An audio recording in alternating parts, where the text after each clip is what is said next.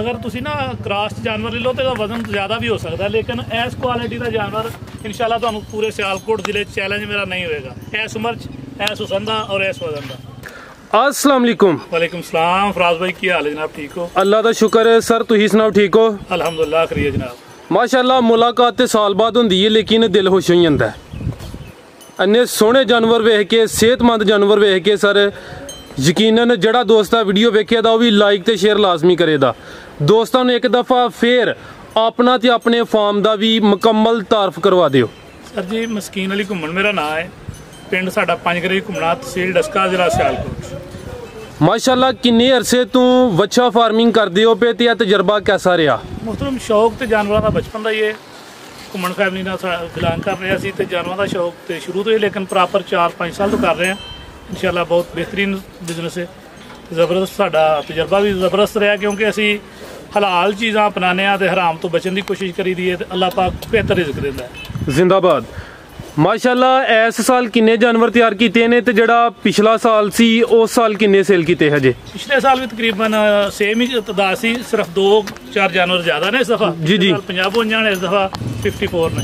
माशाअल्लाह जी इस दफ़ा 54 जानवर ने जी। ते तुहाडे फार्म ते सर जड़ा सब तो ज़्यादा वजनी बच्चा इस टाइम मौजूद है, ओहदा किन्ना वजन है?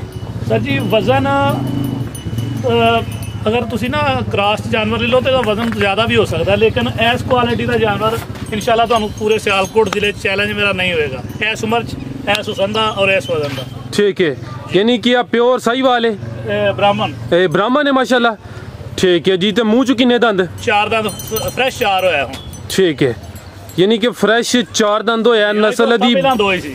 ठीक है, तो एदा वजन किन्ना जे? वजन 20 मन तो ज़्यादा है। ठीक है, बड़े दोस्तों की ख्वाहिश है क्या कारोबार करन, लेकिन तजर्बा मेहनत तो बाद ही होंदा है, कुछ गलतियां करन तो बाद ही होंदा है। तुसी दोस्तों नूं दसो कि जेडे इन्ने सोहने जानवर तैयार कीते जे किहड़ी खुराक उत्ते कीते ने? सर जी असीं अपना वंडा खुद तैयार करने आ, आर्गैनिक फीड है, कोई साडा स्टीराइड नहीं, आर्गैनिक फीड ते टोटल जानवर तैयार करने आ। मेन चीज़ तुहाडी नीयत ते तुहाडी मेहनत ते लगन है। अगर तुहाडी नीयत च फर्क है, अगर तुसा पूरा जानवर मूँह तो उन्होंने दोंदा चौगा करके बेचना है, तो कभी भी बरकत नहीं आ सकती। जो है वो साफ दसो, जानवर तो तुहाडा सेल हो जाएगा, लेकिन हो सकता है अल्लाह ताला तुहानू ऐसे किसी मुसीबत च मुबतला कर दे जिहड़ा झूठ बोल के तुहां जानवर बेचना है। मैं इस तो सारे फार्मर दोस्तों को बचना चाहिए। कोशिश करो कि हलाल कमाओ तो हलाल ही खाओ। जिंदाबाद मस्कीन साहब, जिंदाबाद जी। बड़ा सोहना मशवरा दिता है। तो सर वो खुराक का जिक्र करो, तो जी खुराक है ਉਹਦੇ ਚ ਕਿਹੜੀਆਂ चीज़ां शामिल ने? सोयाबीन मील है, कनोला मील है, मक्की, जौ, तारा मीरा, सरसों की खाल है, राइस पॉलिश है, गंदम चोकर है, ਇਹੋ ਚੀਜ਼ਾਂ ਦੇ ਮੁਸ਼ਕਲ ਅਸੀਂ ਵੰਡਾ ਖੁਦ ਤਿਆਰ ਕਰਨੇ ਆ। ਠੀਕ ਹੈ, ਇਹਨਾਂ ਦੀ ਜਿਹੜੀ ਇੰਨੀ ਸਿਹਤ ਤੇ ਇਹ ਜਿਹੜੀ ਖੁਰਾਕ ਹੈ, ਇਸ ਤੋਂ ਇਲਾਵਾ ਸਰਦੀ ਜਾਂ ਗਰਮੀ 'ਚ ਕੀ ਕੋਈ ਇਜ਼ਾਫਾ ਕਰਦੇ ਹੋ? ਸਰਦੀਆਂ ਸਰ ਜੀ ਇਹਨਾਂ ਨੂੰ ਕੁਕਿੰਗ ਆਇਲ ਦਿੱਤਾ ਸੀ, ਤੇ ਗਰਮੀਆਂ ਸਰਸੋਂ ਦਾ ਤੇਲ ਦੇਈਦਾ 100 ਗ੍ਰਾਮ ਡੇਲੀ।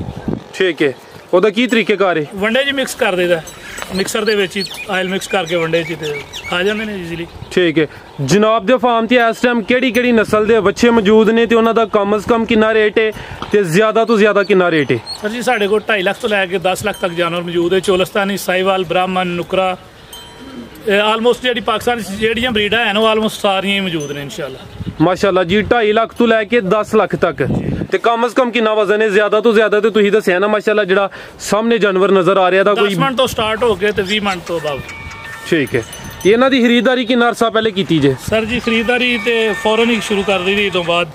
ਠੀਕ ਹੈ, ईद तो 1 हफ्ता बाद ਅਸੀਂ इंशाल्लाह मंडी सा। अच्छा, यानी कि अल्लाह है रखे सेल करके वो ईदू फौरन बाद यानी खरीदारी हो जाती है? जी बिल्कुल, चॉइस जो लभनी होए तो हर मंडी चो 1-2 जानवर ही मिलता, ट्रक भर के चॉइस नहीं हो सकती। ठीक है, चॉइस माशाल्लाह जी तुहाडी लाजवाब है, सामने नज़र आ रही है दोस्त स्क्रीन ते जानवर भी वेखदे ने पे।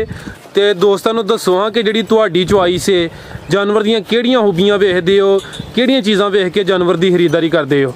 सर जी जानवर ते स्ट्रक्चर जिहड़ा वड्डा होना चाहिए जी। खूबसूरती हर इंसान को नज़र आती है कि यह चीज़ खूबसूरत है, बदसूरत है। तो खूबसूरती तो उदों ज़रा रेट ज़्यादा होंगे ने, इस वजह दोस्त घबरा जाते हैं कि जी एडा बच्चा फलाने ने 1.5 लाख का लिया, मैं 2 लाख क्यों भरा। 50,000 रुपया जो जानवर हुसन च वादे 50,000 रुपया तो शुरू से स्टार्ट च महंगा लैना पैंदा।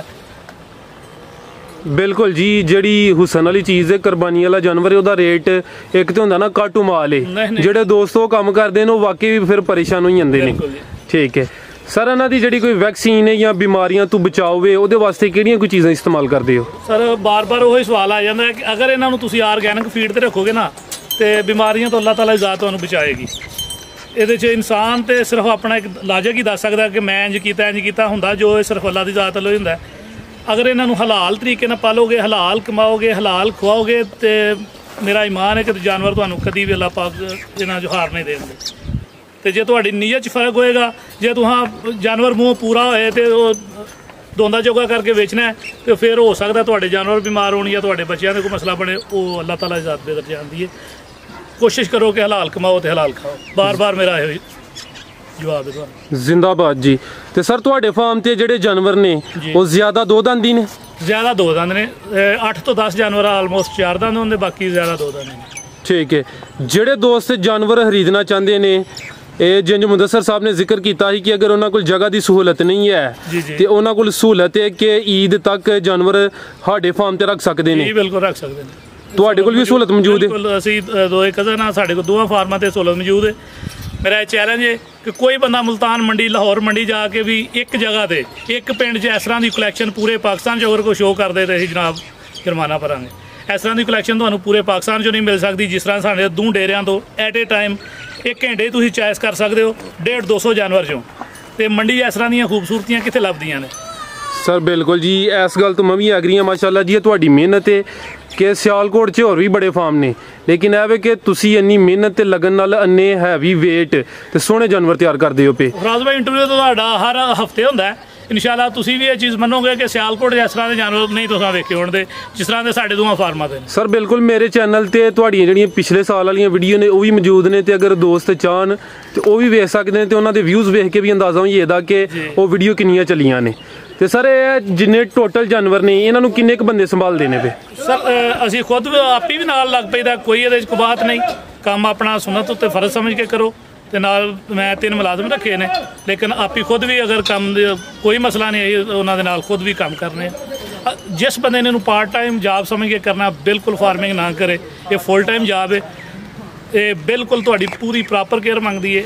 ਮਾਲਕ ਸਿਰ ਤੇ ਹੈ ਤੇ ਮੁਲਾਜ਼ਮ ਤੁਹਾਡਾ ਕੰਮ ਕਰੇਗਾ, ਨਹੀਂ ਤੇ ਨਹੀਂ। ਬਿਲकुल जी सर, बड़ी अच्छी गल की। आखिरी सवाल है तो बड़ा अहम सवाल है। माशाअल्लाह इन्नी मेहनत करते हो, साल जानवर नूं संभालते हो, ये की कोई प्रॉफिट है, की कोई प्रॉफिट मार्जिन है?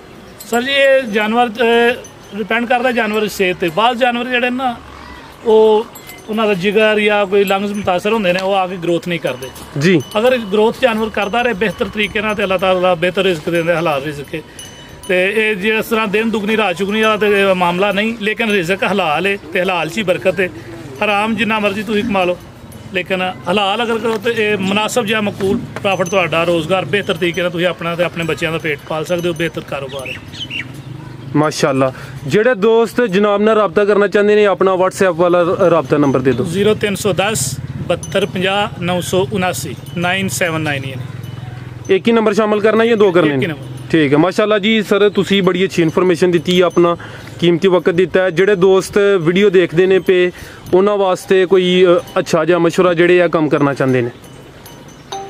अगर खुद काम कर सकते हैं तो वो काम कर लेना, अगर उन्होंने मुलाजमान से छड़ना है तो फिर उन्होंने काम नहीं है। जी सर, बहुत शुक्रिया जी, अल्लाह हाफिज़।